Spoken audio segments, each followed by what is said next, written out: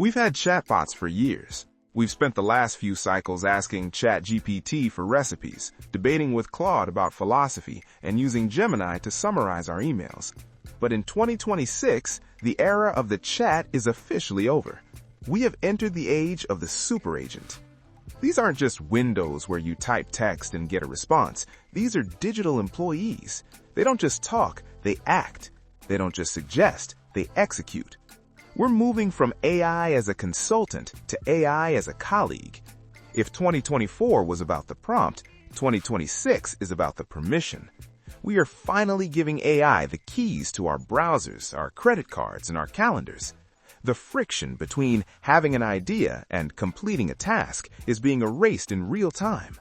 This is the super agent revolution, and it's about to automate the boring parts of your life until all that's left is the creative core. To understand why this is different, you have to understand the shift from single models to agent swarms. In the past, you'd ask an AI to write a blog post. It would do its best, but you'd still have to fact-check it, find the images, and upload it to your site. In 2026, we use swarms. This is a coordinated group of specialized AI agents working in a recursive loop. Imagine one agent whose only job is research. It scours the live web, verifies sources, and builds a knowledge base. It hands that to the writing agent, which drafts the content. That draft is then intercepted by the editor agent, which critiques the tone and checks for hallucinations. Finally, the publisher agent formats the post, generates the SEO tags, and pushes it live to your CMS. They talk to each other in the background, debating the best approach while you're busy drinking coffee. You didn't just use a tool, you managed a department. This swarms as a service model is the secret sauce behind the massive productivity spikes we're seeing across every industry. This isn't just a niche trend for tech enthusiasts, it has hit the bedrock of the global economy. Look at the real-world data from early 2026. Giants like Hertz and even government bodies like the FDA have begun integrating autonomous agents into the very core of their workflows.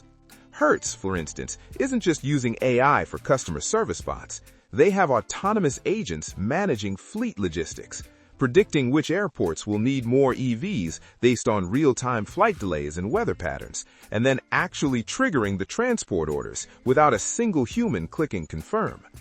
The FDA is using agent swarms to pre-screen thousands of pages of clinical trial data, flagging anomalies and cross-referencing global drug interactions in hours instead of months. We are seeing major organizations handle 40% of their operations without direct human input. This isn't replacing workers, it's offloading the cognitive busy work that leads to burnout, allowing humans to step into the role of high-level orchestrators. But the most radical change is happening in your pocket. The personal agent is the final evolution of the smartphone. Your phone is no longer a collection of isolated apps. It is a unified action engine. Soon, and for some of you already, your personal agent will be agentic by default. Imagine telling your phone, I need to go to London for a weekend in April. Keep it under $1,200 and I want to stay near a gym. In the old world, that's 3 hours of tab switching. In the super agent world, your agent logs into your travel apps, compares prices, checks your calendar for conflicts, and then argues with customer service via a specialized negotiation module to get you a better rate. It books the flight, reserves the room, and then silently adds the itinerary to your calendar. It doesn't ask you what to do next, it just tells you it's done. We're moving toward a world where your AI knows your preferences better than you do, acting as a digital shield against the chaos of modern life. However, this revolution brings a new set of agentic risks. When AI can spend your money and sign your name, the stakes for security and alignment become existential. In 2026, we are seeing the rise of agent guardrails, specialized software designed to monitor what your agents are doing in the background. We're having to learn a new language of conditional permissions.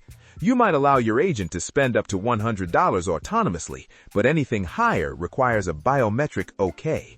We're also seeing the agent-to-agent economy, where your agent will negotiate with a restaurant's AI to get you a table. It's a silent, invisible layer of commerce happening at light speed. The internet is no longer just a place for humans to browse, it's a playground for agents to transact. The superagent revolution is fundamentally changing the value of human labor. If an agent can do the research, the writing, the coding, and the logistics, what is left for us? The answer is judgment.